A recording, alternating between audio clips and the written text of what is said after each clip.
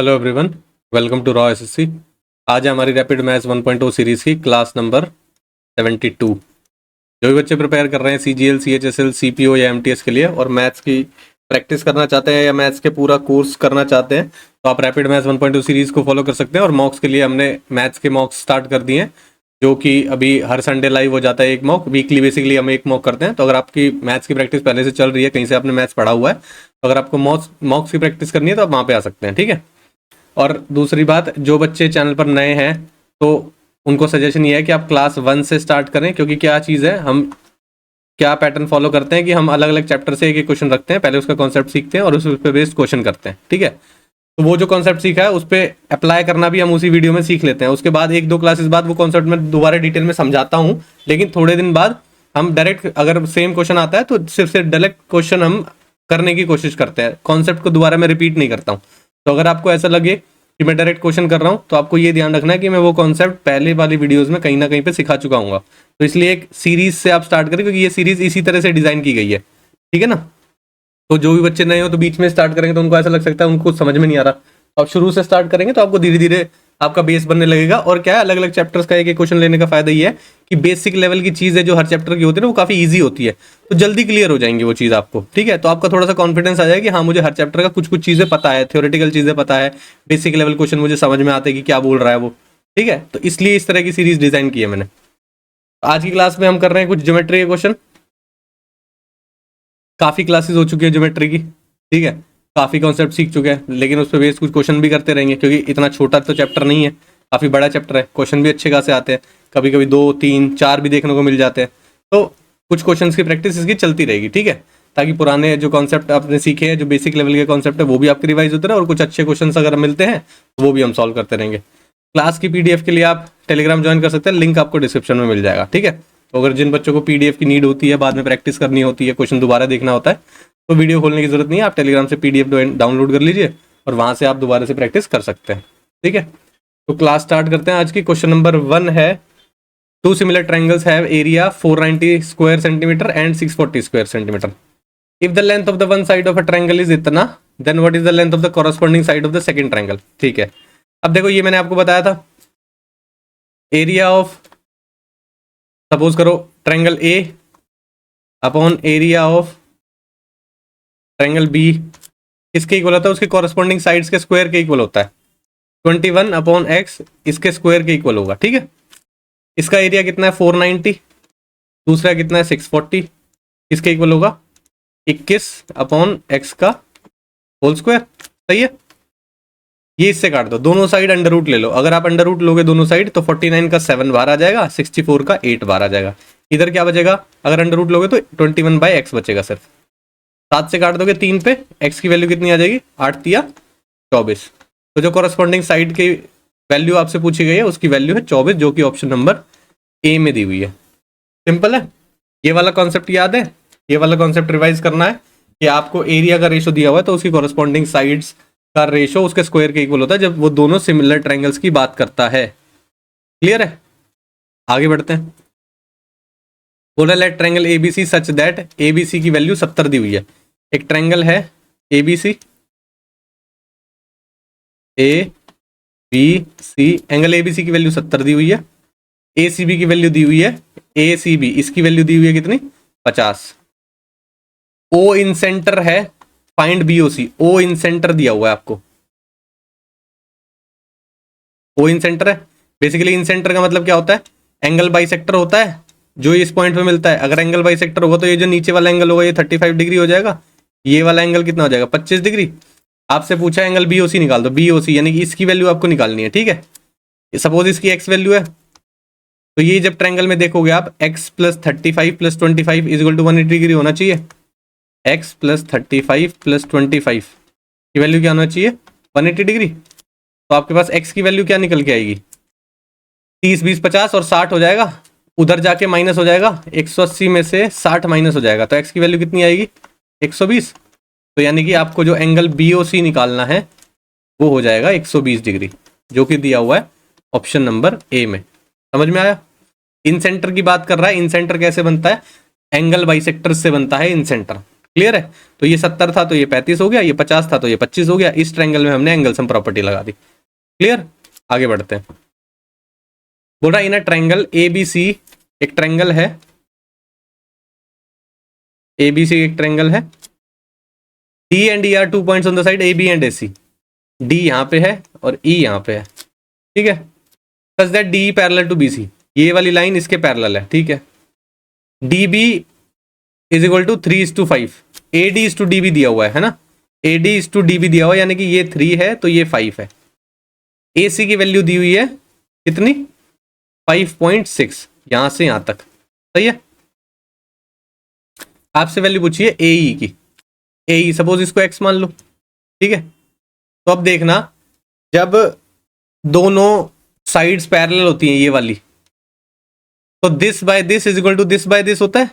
AD upon DB sorry is equal to AE upon EC होगा। या आप ये कह सकते हो AD upon AB is equal to AE अपॉन AC होगा। बिल्कुल सही है।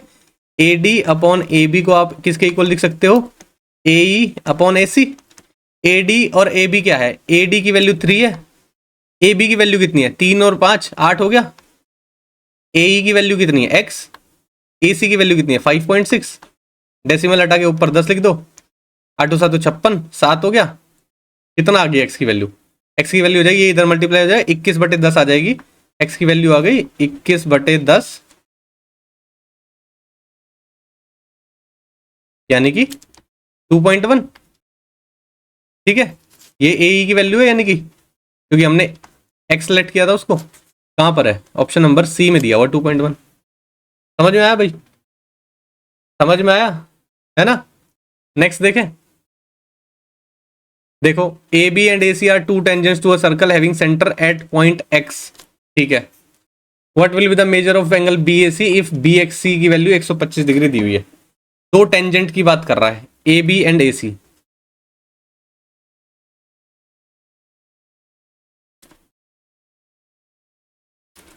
ये पॉइंट है, AB एक टेंजेंट है, AC एक टेंजेंट है, ठीक है। Having centre at X point, at point X, ये X है, सही है।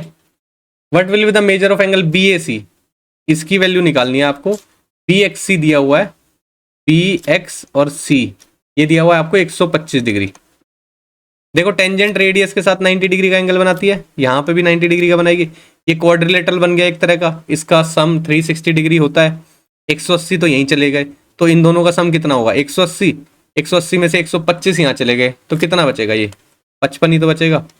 अब आप उस तरीके से मत करना, 125 plus 90 plus 90 plus x is equal to 360, फिर ये 90 90 उधर माइनस कर रहे हो, फिर 125 उधर माइनस कर रहे हो, फिर आप 55 अगर आपका डायग्राम बन गया तो कैलकुलेशन इतनी स्ट्रांग रखो कि आपको पता है 360 डिग्री होता है। 90 90 यहाँ चला गया तो 180 उड़ गया, 180 में से फिर 125 माइनस करोगे तो 55 बचेगा। क्लियर है? समझ में आया भाई? ऑप्शन सी आपका सही आंसर हो जाएगा यहाँ पे। नेक्स्ट देखें अब, इन ट्रायंगल DEW, ट्रायंगल है एक DEW, AB parallel EW। EW ये है, एक लाइन है AB, सपोज ये लाइन है, ये दोनों पैरेलल लाइंस है। AD की वैल्यू दी हुई है 4, DE की वैल्यू दी हुई है 12। 4 यहाँ है तो ये पूरी 12 है तो ये 8 बचेगा, बिल्कुल सही है। DW की वैल्यू दी हुई है आपको कितनी? 24। यहां से यहां तक कितना दिया हुआ है? 24। Find the length of DB, X मान लो इसको। पिछले वाला क्वेश्चन बन गया, लेकिन बोलने का तरीका अलग है, स्टेटमेंट लिखने का तरीका अलग है। अब देखो 4/12, 4/12 इज इक्वल टू x/24 होगा। क्लियर है भाई? DA by DE is equal to DB by DW होगा, ठीक है, वही लिखा है मैंने। 4 दिया 12, 3 से काटोगे 8, x की वैल्यू कितनी आ गई? 8, यानी कि DB आपका आ गया 8 सेंटीमीटर। यही पूछा था, यही आपका आंसर है, जो कि ऑप्शन नंबर D में दिया हुआ है। क्लियर है भाई? आगे बढ़े। हर क्वेश्चन में एक एक कॉन्सेप्ट रिवाइज भी हो रहा है, ठीक है। सिमिलैरिटी का रिवाइज हो रहा है, टेंजेंट देख लिया, एंगल सम प्रॉपर्टी देख ली, कोऑर्डिनेटर का सम देख लिया, काफी सारी चीजें देखी है ना। तो इस तरीके से रिवीजन करना होता है क्वेश्चन के टर्म्स में, सिर्फ क्वेश्चन नहीं करना होता, आप देख रहे हो कितनी थ्योरम आप रिवाइज कर रहे हो। नेक्स्ट देखते हैं, क्वेश्चन है for a given circle of radius 4 centimetre the angle of its sector is 45 degree. एक सर्कल है एंगल ऑफ सेक्टर कितना दे रखा है, एंगल ऑफ सेक्टर दे रखा है आपको 45 डिग्री, रेडियस कितना है 4, सपोज ये O पॉइंट है, एरिया ऑफ द सेक्टर निकालना, पाई की वैल्यू यूज करोगे 3.14। एरिया ऑफ सेक्टर क्या होता है, theta upon 360 into pi R square. Theta कितना है 45 अपॉन 360 इंटू पाई की वैल्यू 3.14, आर स्क्वायर की वैल्यू 4 इंटू 4। ठीक है, 9 पंजे 45, 9 चौक 36, 40 हो गया, 4 से काट दो ये 10 हो गया, 5 से काट दोगे 2 हो गया, 2 से फिर ये काट दो 2 हो गया। ठीक है, इसको इससे मल्टीप्लाई कितना कितना आएगा, 4 दूनी 8, 2 एकम 2 और 2 तिया 6, 6.28 आपका आंसर आना चाहिए, जो कि ऑप्शन नंबर सी में दिया हुआ है। क्लियर है भाई, एरिया ऑफ सेक्टर आपको पता चला, theta upon 360 into pi R square. ठीक है, आगे बढ़ते हैं। बोल रहा है triangle A B C P and Q are middle points of the side A B and A C. A B C एक ट्रायंगल है, पी और क्यू पॉइंट है, ए बी पे पी है, ए सी पे क्यू है। R is a point on the segment P Q, P Q segment है एक, इस पे एक पॉइंट दिया हुआ है आर। ठीक है, यहां पर आर है suppose, such that P R और आर क्यू का रेशियो है 1:5। पी आर और आर क्यू ये नहीं कि इनका रेशियो दिया हुआ है 1:5। ठीक है, पी आर की वैल्यू दी हुई है 6, यानी कि 1 रेशियो की वैल्यू दी हुई है आपको 6। तो बी सी की वैल्यू पूछिए आपसे, देखो इसकी वैल्यू पूछिए, समझ में आया अब क्या पूछा हुआ है। ठीक है, ये दोनों मिड पॉइंट है, लिखा हुआ है P and Q are the middle points of the side A B and A C. जब दो मिड पॉइंट को ज्वाइन करते हैं तो ये लाइन इसके पैरेलल भी होती है और ये इसके हाफ भी होती है, यानी कि पी क्यू की वैल्यू होगी हाफ ऑफ बी सी। सही है, अब आप एक बार पी की वैल्यू निकाल लोगे तो आपकी बी सी की वैल्यू भी निकल जाएगी। अब देखो ये 1:5 के रेशियो में डिवाइड करिए, क्योंकि यहाँ पे गिवन है एक रेशियो की वैल्यू 6 है, तो 5 रेशियो की वैल्यू कितनी होगी, 30 होगी। इस पूरी लाइन की वैल्यू कितनी होगी, 30 + 6 36, तो यानी कि पी क्यू की वैल्यू कितनी होगी 36। तो पी क्यू की वैल्यू पुट कर दो 36, हाफ बी सी।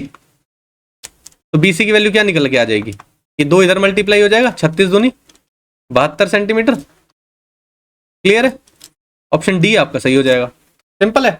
देखो रेशो भी यहाँ पे आपको पता चल गया। दूसरा, जब आप दो मिड पॉइंट्स को मिलाते हो, ट्रायंगल की दो साइड्स के मिड पॉइंट को मिलाते हो, तो तीसरी साइड के पैरेलल होती है और तीसरी साइड के हाफ होती है। तो मिड पॉइंट थ्योरम भी आपने देख लिया, यहाँ पे रेशियो की टर्म्स में कैसे इक्वेट किया है वो भी देख लिया।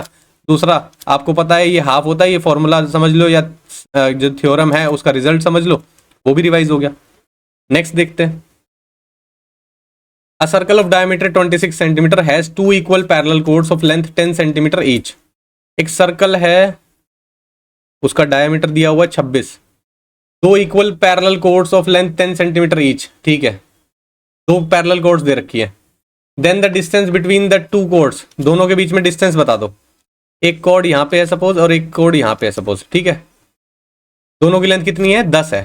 ठीक है, आपसे पूछा है ये सपोज पॉइंट मान लो P है और ये सपोज Q है, तो आपसे पी क्यू की लेंथ पूछी है आपसे, ये समझ लेना। ठीक है, अब आपको पता है जो रेडियस दिया हुआ है 13 होगा, वो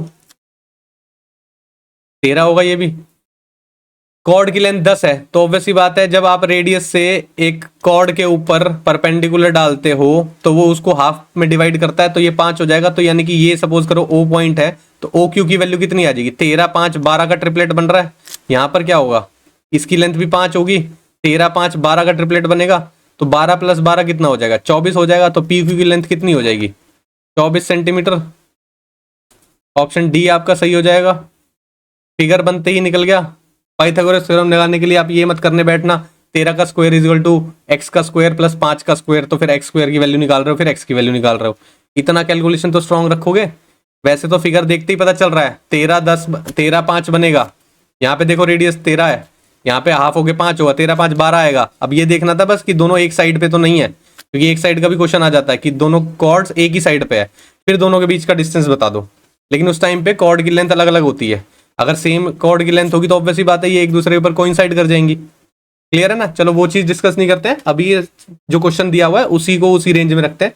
फिगर बनने के बाद समझ में आया कि ऐसे कैलकुलेशन करने की जरूरत नहीं पड़ेगी, फिगर बनते ही आपका आंसर आ जाना चाहिए इन ऐसे क्वेश्चन में। नेक्स्ट देखें। बोल रहा है if P Q and P R two tangents to a circle with centre O, O centre है,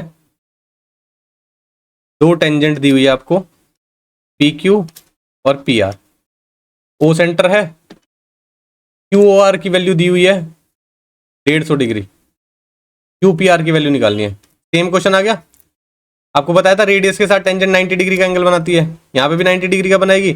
ये क्वाड्रिलेटरल बन गया एक तरह का, सम कितना होता है 360 डिग्री, 90 90 यहाँ चले गए तो 180 चले गए, 180 बचे, 150 यहाँ चले गए तो ये कितना बचेगा 30 डिग्री।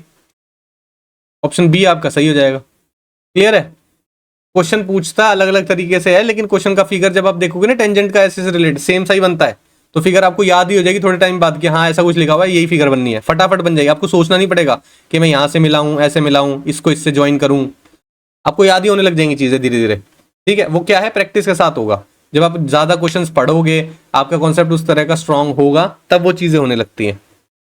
नेक्स्ट क्वेश्चन देखे, लास्ट क्वेश्चन है वैसे भी आज का।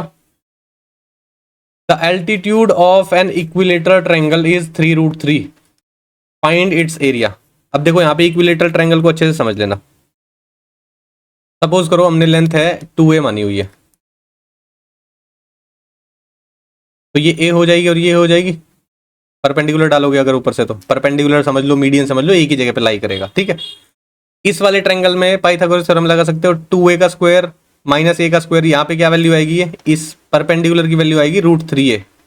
सही है, इस फिगर के अकॉर्डिंग। क्लियर है, जनरल फॉर्मूला तो अलग होता है, ए साइड लेके करते हैं, मैंने 2a करके लिया है। ठीक है, तो आपकी परपेंडिकुलर की लेंथ कितनी आई, बेसिकली ऑल्टीट्यूड की लेंथ कितनी है हमारे अकॉर्डिंग √3a। क्या वैल्यू दी हुई है 3√3, √3 से √3 कैंसिल हो गए, ए की वैल्यू कितनी आ गई 3, ए की वैल्यू 3 आ गई। एरिया ऑफ इक्विलेटरल ट्रायंगल क्या होता है, √3/4a²। ए क्या होती है, साइड होती है, अब हमारी साइड कितनी है 2a, तो 2a की वैल्यू निकालनी पड़ेगी आपको, वो हो जाएगी 6। ये आपकी साइड है, साइड ऑफ इक्विलेटरल ट्रायंगल हमारे क्वेश्चन के अकॉर्डिंग। ये ए क्या होती है, बेसिकली साइड होती है, जनरल फॉर्मूले में लिखा होता है, हमने 2a से किया है तो 2a से हम कर रहे हैं उस चीज को। ठीक है, अब देखो √3/4 इंटू ए की वैल्यू कितनी है, ए की वैल्यू 6 है हमारे अकॉर्डिंग, तो 6 इंटू 6 काट दो, 3 इंटू 3 हो जाएगा, 3 3 9, 9√3 आपका आंसर आ जाएगा। ऑप्शन सी आपका सही आंसर हो जाएगा। क्लियर है, ये था लास्ट क्वेश्चन आज का। अगर किसी क्वेश्चन में डाउट लगता है तो आप टेलीग्राम पे मैसेज कर सकते हैं, यूट्यूब के कमेंट सेक्शन में पूछ सकते हैं, और कोई डाउट चल रहा हो रीजनिंग के मॉक से रिलेटेड, मैथ्स के मॉक से रिलेटेड, तो वो पूछ सकते हैं। ठीक है, तो आज की क्लास के लिए फिर इतना ही रखते हैं, मिलते हैं नेक्स्ट क्लास में। Thank you.